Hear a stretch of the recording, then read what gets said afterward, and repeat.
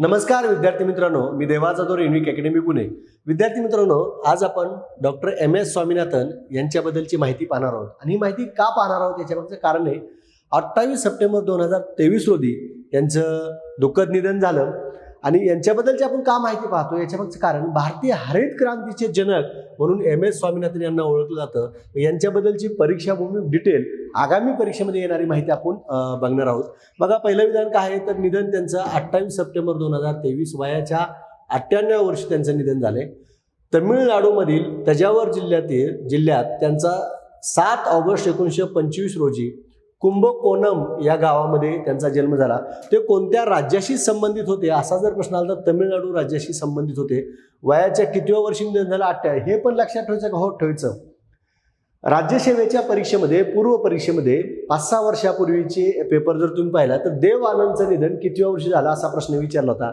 आणि PYQच्या प्रश्नपत्रिकेवरूनच भविष्यात काय प्रश्न विचारले जाणार हे आपण लक्षात घेतो. त्याच्यामुळं हे 98 वर्ष झाले हे पण लक्षात ठेवणं गरजेचं आहे. कोणत्या राज्यातील आहेत? तमिळनाडू राज्यातील आहेत. बघा, पुढलं काय म्हणले, MS स्वामीनाथन भारतीय हरित क्रांतीचे जनक. त्यांना भारतीय हरित क्रांतीचे जनक म्हणून ओळखले जाते. बघा, आता जॉग्राफीशी संबंधित किंवा करंटशी संबंधित हा टॉपिक आहे. जॉग्राफीशी संबंधित आतापर्यंत MPSCनं अनेक वेळा हरित क्रांती कोणत्या कालखंडात झाली असा प्रश्न विचारलाय. तर हरित क्रांती कोणत्या कालखंडात झाली हे तुम्हाला कमेंट बॉक्समध्ये टाकायचं. मी इथं तुम्हाला सांगत नाही, कारण की हा प्रश्न MPSCनं दत्तक घेतल्यासारखा 10-15 वेळेस विचारलाय. हरित क्रांतीचे जनक MS स्वामीनाथन, पण हरित क्रांती कोणत्या पिकाच्या संदर्भात झाली आणि कोणत्या वर्षी झाली, हरित क्रांती म्हणजे काय, या तिन्ही प्रश्नाची उत्तरं तुम्हाला कमेंट बॉक्समध्ये टाकावी लागणार आहेत. बघा, जागतिक हरित क्रांतीचे जनक कोण? Doctor Norman Borlaug. भारतीय हरित क्रांतीचे जनक डॉक्टर MS स्वामीनाथन. आणि महाराष्ट्र हरित क्रांतीचे जनक वसंतराव नाईक. याच्यावर देखील अनेक वेळा GK स्वरूपात प्रश्न आला आहे. परत एकदा रिपीट करतो. जागतिक हरित क्रांतीचे जनक डॉक्टर नॉर्मन बोरलॉग, भारतीय हरित क्रांतीचे जनक डॉक्टर MS स्वामीनाथन आणि महाराष्ट्र हरित क्रांतीचे जनक वसंतराव नाईक.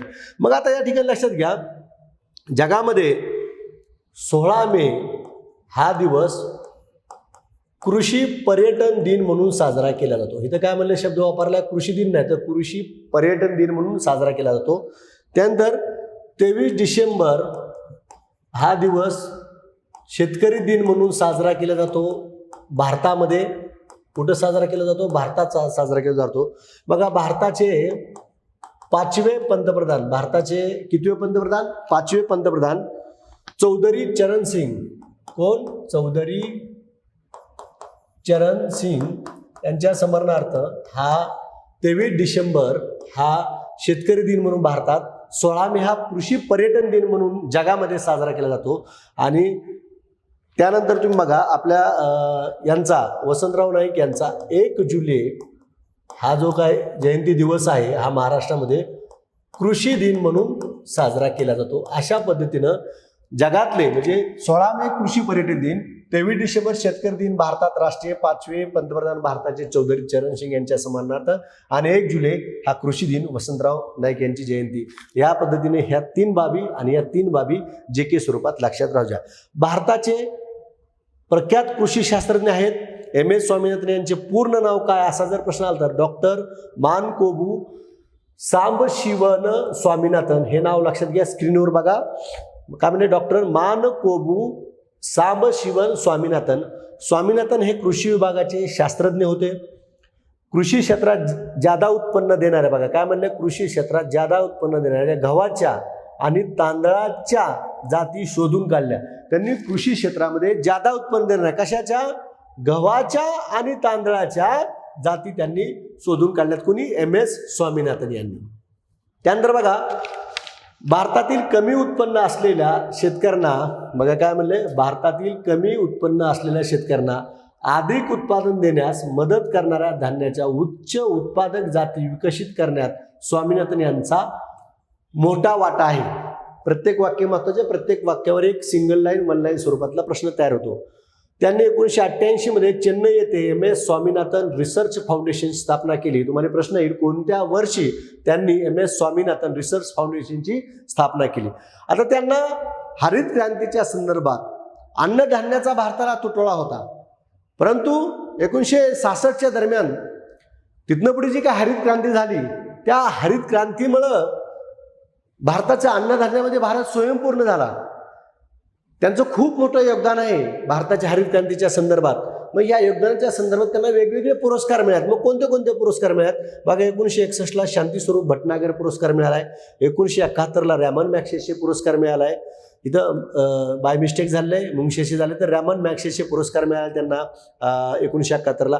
1986ला अल्बर्ट आईन्स्टाईन जागतिक विज्ञान पुरस्कार त्यांना मिळाला आहे. 1987ला प्रेसिडेन्शियल गोल्डन हार्ट फिलिपाईन सरकारचा हा पुरस्कार मिळाला आहे. 1987ला पहिला जागतिक अन्न पुरस्कार देखील मिळाला आहे.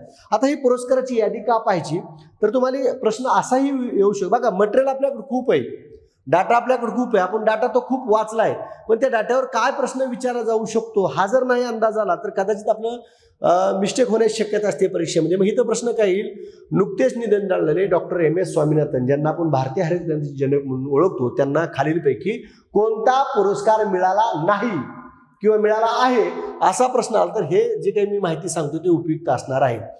मग त्यानंतर बघा, 1991ला टायलर पुरस्कार मिळाला आहे. 1997ला फ्रान्स सरकारचा ऑर्डर टू मेरिट ॲग्रिकोल पुरस्कार मिळाला आहे कृषी क्षेत्रातील संबंधित. 1999ला युनेस्को गांधी पुरस्कार मिळाला आहे. 2001ला लोकमान्य टिळक पुरस्कार मिळाला, दरवर्षी 1 ऑगस्टला देण्यात येतो तो. त्यानंतर पद्मभूषण 72ला आहे, पद्मविभूषण 1989ला आणि पद्मश्री 1997ला. म्हणजे नागरी पुरस्कारातले जे नागरी पुरस्कार 4 आहेत, भारतनं आहे, पद्मविभूषण आहे, पद्मभूषण आहे, पद्मश्री. तर जे काय पद्म पुरस्कार आहेत नागरी पुरस्कारामधले 3, नागरी पुरस्कार एकूण 4 आणि पद्म पुरस्कार 3, तर त्यातले तिन्ही पद्म पुरस्कार त्यांना मिळाले आहेत. विभूषण मिळाला, भूषण मिळाला, श्री मिळाला, हे देखील लक्षात ठेवणं गरजेचं आहे. आता त्यांनी कोणती कोणती पदं भूषवलेली आहेत ते लक्षात ठेवणं गरजेचं आहे. बघा, राज्यसभेचे सदस्यत्व 2007 ते 13 या काळात ते राज्यसभेचे सदस्यत्व त्यांना मिळालं होतं. आंतरराष्ट्रीय भारत संशोधन संस्थाचे महासंचालक 1982 ते 1988 दरम्यान होते. विविध कृषी संशोधन प्रयोगशाळेमध्ये प्रशासकीय पदं त्यांनी भूषवलेत. कृषी मंत्रालय प्रधान सचिव म्हणून 1979 साली त्यांनी पद भूषवले. International union of the conservation of nature and natural रिसोर्सेसचे अध्यक्षपद त्यांनी भूषवलेले आहे. भारतीय कृषी संशोधन परिषदेचे 1972 ते 1974च्या कालखंडात ते अध्यक्ष होते. त्यानंतर राष्ट्रीय शेतकरी आयोगाची जी काही स्थापना 2004ला झाली, त्या आयोगाचे अध्यक्ष म्हणून MS स्वामीनाथन आयोगाचा अहवाल कृषी क्षेत्रातला तो जो काय प्रसिद्ध अहवाल आहे त्या आयोगाचे अध्यक्ष होते. राष्ट्रीय शेतकरी आयोगाचे अध्यक्ष MS स्वामीनाथन होते आणि हा स्वामीनाथन आयोग म्हणून ओळखला जातो. तो 2004ला स्थापन केला. अन्न व कृषी संघटनेचे अध्यक्ष 1981 ते 85. आंतरराष्ट्रीय मधमाशा संशोधन संस्थेचे अध्यक्ष 1990ला होते. 1999 मध्ये टाइम साप्ताहिकाने आशियावर प्रभाव पाडणारे व्यक्तिमत्व असा उल्लेख केला होता टाइम मासिकानं, साप्ताहिकानं. 2001 मध्ये ते सुंदरबन आणि जागतिक वारसा स्थळातील जैवविविधता व्यवस्थापनावरील बांगलादेश संयुक्त प्रकल्प यावर भारत क्षेत्रीय सुकाणू समितीचे अध्यक्ष होते. विविध विद्यापीठाकडून 81 मानद डॉक्टरेट पदव्या त्यांना या ठिकाणी मिळाल्या. त्यांनी भूषवलेली पदं आहेत ते देखील आपल्याला माहीत असणं गरजेचं आहे. त्यानंतर बघा, त्यांनी कोणतं पुस्तक लिहिलं आहे किंवा नाही असा प्रश्न आला तर त्यांची पुस्तक एक सदाहरित क्रांती हे एक पुस्तक आहे. I predict hatch century of hope towards a era of harmony with nature and freedom from hunger हे एक पुस्तक त्यांचं आहे. जैवविविधता व्यवस्थापन लिंग परिणाम हे एक पुस्तक आहे. गोब्रा डायव्हर्सिटी अँड फार्मर्स राईट्स हे एक पुस्तक आहे. शाश्वत शेती अन्न संरक्षणाकडे हे एक पुस्तक आहे. गहू क्रांती एक संवाद हे एक पुस्तक आहे. शेतकऱ्याचे हक्क आणि वनस्पती अनुवांशिक संसाधने एक संवाद हे एक पुस्तक आहे. जैविक विविधतेवरील अधिवेशनाचा लाभ, सामायिकरण, तरतुदीची अंमलबजावणी, आव्हाने आणि संधी हे देखील एक पुस्तक आहे. तर त्यांनी कोणतं पुस्तक लिहिलं आहे किंवा नाही अशा स्वरूपाचे प्रश्न आले तर त्यांनी लिहिलेल्या पुस्तकाची यादी स्क्रीनवर दिलेली आहे, तुम्ही व्यवस्थित वाचून घेऊ शकता. त्यानंतर त्यांच्याबाबत जे काय इतर संबंधित बाबी आहेत त्या सगळ्या आपण बाबी पाहणार आहोत. बघा, UPSC परीक्षा उत्तीर्ण झाले परंतु ते पद न स्वीकारता नेदरलँडला शेतीविषयक अभ्यासासाठी गेले. बंगालमधील भूकबळीच्या घटनामुळे ते खूप अस्वस्थ झाले. तेव्हाच त्यांनी भारताला कृषी क्षेत्रात स्वयंपूर्ण बनवण्याचे मनाशी ठरवलं आणि त्या दिशेने त्यांनी मार्गक्रमण केलेलं आहे. बघा, आता UPSC परीक्षा पास झाले पण त्यातलं पद न घेता त्यांनी नेदरलँडला शेतीविषयक अभ्यासासाठी गेले. त्याच दरम्यान बंगालमधील भूकबळीच्या घटनामुळे ते अस्वस्थ झाले आणि त्यांनी असं ठरवलं की भारताला कृषी क्षेत्रात स्वयंपूर्ण बनवायचं, हे एक वाक्य. बघा, महाराष्ट्रांच्या संवाद नावाची एक पुरवणी असते. महाराष्ट्रांची संवाद नावाची पुरवणी, सकाळची सप्तरंग नावाची पुरवणी. त्या पुरवणीवर म्हणजे ज्या आठवड्यात घटना घडतात त्या घटनाचं सविस्तर विश्लेषण हे रविवारच्या पुरवण्यात असतं. मग आठवड्यात ज्या काय घटना घडतात त्यातली महत्त्वपूर्ण घटना जी परीक्षेला असते, समजा MS स्वामीनाथन यांचं निधन ही घटना आहे, त्यांचं विश्लेषण रविवारच्या पुरवण्यामध्ये येत असतं. मग यावेळच्या रविवारच्या पुरवण्या बघितल्या तर सगळ्या रविवारच्या पुरवण्या MS स्वामीनाथन यांच्याबद्दलची डिटेल माहिती आली आणि त्यातली आपल्याला फॅक्च्युअल स्वरूपात काही अॅनालिटिकल स्वरूपात जी महत्त्वाची माहिती ती मी या ठिकाणी दिली आहे. बघा, 1960च्या दशकात त्यांनी जागतिक हरित क्रांती जनक डॉक्टर नॉर्मन बोरलॉंग यांनी विकसित केलेल्या गव्हाच्या मेक्सिकन डार्फ या नवीन प्रजातीविषयी माहिती मिळवली. त्यांनी नॉर्मन बोरलॉंगशी जवळीक साधली आणि त्यांनी विकसित केलेल्या गव्हाच्या ज्या मेक्सिकन डार्फ नावाची जात आहे त्या प्रजातीविषयी माहिती मिळवली. बघा, त्यांनी डॉक्टर नॉर्मन बोरलॉंग यांना भारतात आमंत्रित केले. त्यांच्यासोबत काम करता करता स्वामीनाथन यांनी भारतात उच्च प्रतीच्या गव्हाचे उत्पादन घेतले.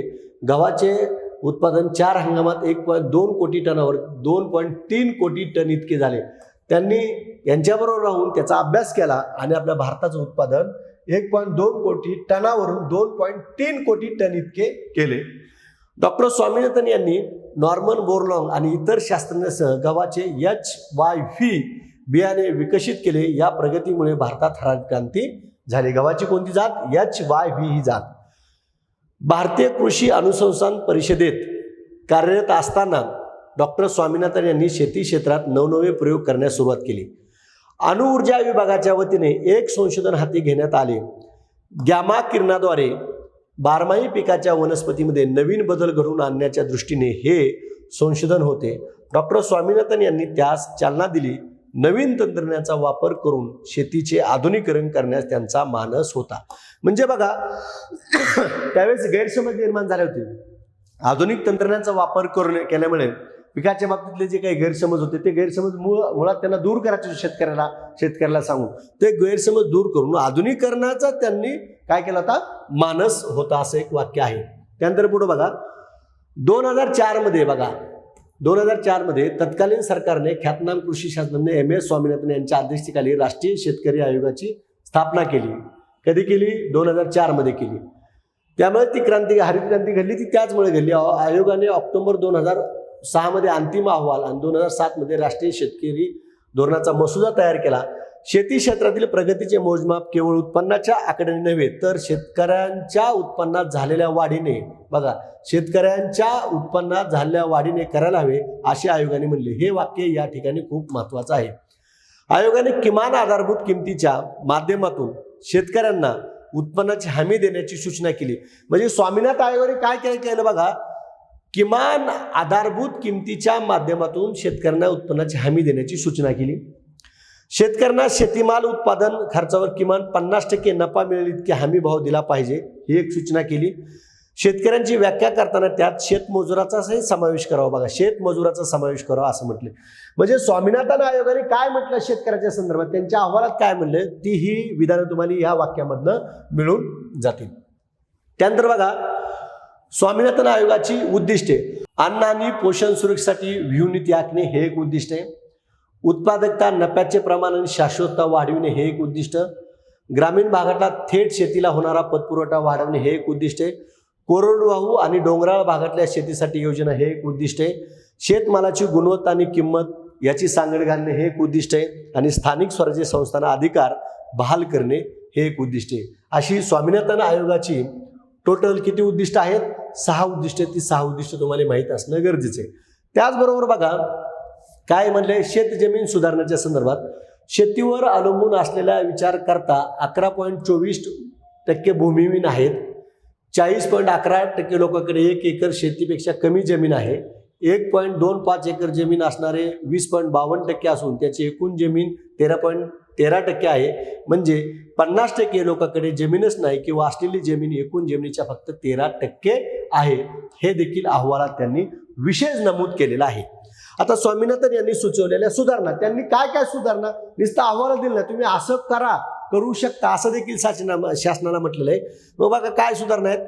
सिलिंग प्रमाणे जास्तीची आणि उपजाऊ नसलेल्या जमिनीचे फेरवाटप करणे, बागायती जमिनीचा आणि वनक्षेत्रावर वापर उद्योगासाठी करण्यापासून प्रतिबंध करणे, गवताळ जमिनीवर चरायचे अधिकार आणि वनसंपत्ती अधिकार आदिवासींनी पशुपालकांना देणे, पर्यावरण आणि खनिज संपत्तीच्या अभ्यासातून जमिनीच्या योग्य वापरासाठी एक केंद्रीय जमीन वापर समिती निर्माण करणे, शेती खरेदी करताना कोण कशासाठी आणि किती जमीन खरेदी करते यावर नियंत्रण सक्षम यंत्रणा उभारणे, हा देखील सूचना केलेली आहे.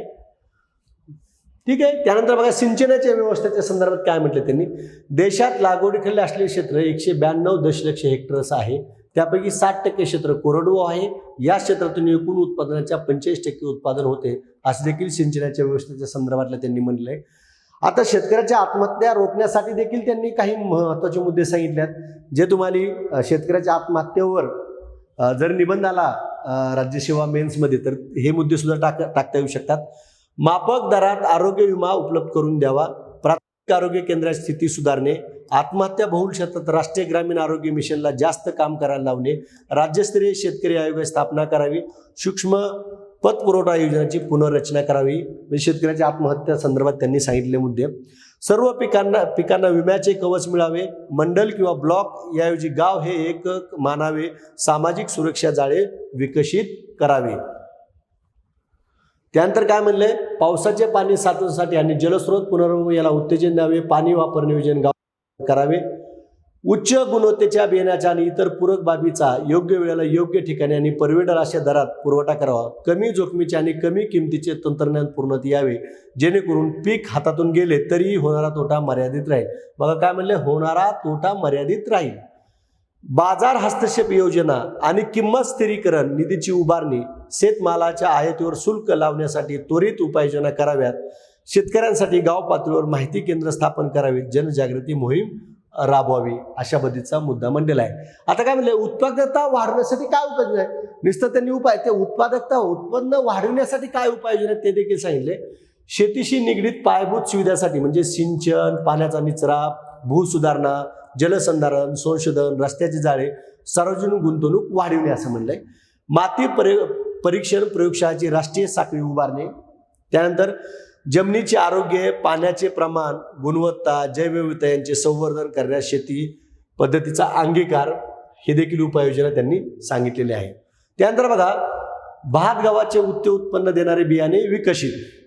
आता यांनी काय जे संशोधन केले बघा, ते प्राणीशास्त्र आणि कृषी या 2 विषयात विज्ञान शाखेत पदवीधर स्वामीनाथन यांनी तांदळाच्या उच्च उत्पादक जाती विकसित करण्यात महत्त्वाची भूमिका बजावली, ज्यामुळे भारतातील कमी उत्पन्न असलेल्या शेतकऱ्यांनी अधिक पिकाचे उत्पादन केले. याशिवाय 1960च्या दुष्काळात स्वामीनाथन यांनी अमेरिकन शास्त्रज्ञ नॉर्मन बोरलॉग आणि इतर अनेक शास्त्रज्ञांसोबत गव्हाचे उच्च उत्पन्न बियाणे देखील विकसित केलेलं आहे.